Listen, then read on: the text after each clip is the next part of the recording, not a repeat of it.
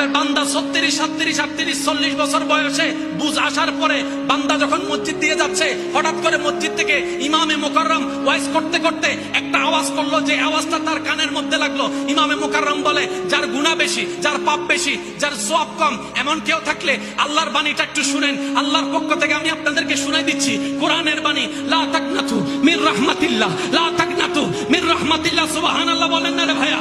লা তাকনাতু মির রাহমাতিল্লাহ।